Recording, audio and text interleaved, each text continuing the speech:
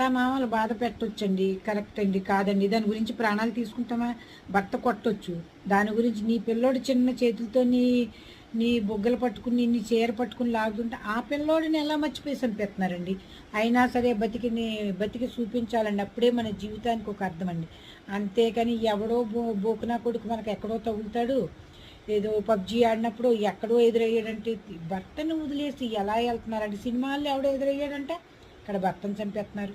అసలు పెళ్ళి అవనప్పుడు ఎంత బాధపడ్డారు మీ తల్లిదండ్రులండి, ఎంత ఖర్చు పెట్టి చేశారండి. ఎక్కువ చూస్తున్నాం పారిపోవటం ఇంట్లోంచి, పిల్లల్ని చంపటం. అమ్మ బాబు ముగ్గురేసి పిల్లల్ని చంపిందా మహాతల్లండి, ముగ్గురు మగపిల్లలండి. ఎంత నరకం అండి, ఎంత నరకం. ఇంకా పాపానికి మీకు దానికి మించిన జన్మ ఇంకోటి ఉండదండి. అంత పాపం చేస్తున్నామండి. ఇప్పటికైనా కొంచెం ఎవళ్ళైనా సరే ఆలోచించండి. మీకు పెళ్ళంటే ఇష్టం లేకపోతే అతనితో మానేయండి. అతని జీవితం నాశనం చేసి పిల్లల జీవితం నాశనం చేసి అతను ఇంకో పెళ్లి చేసుకుంటే ఆ పిల్లలు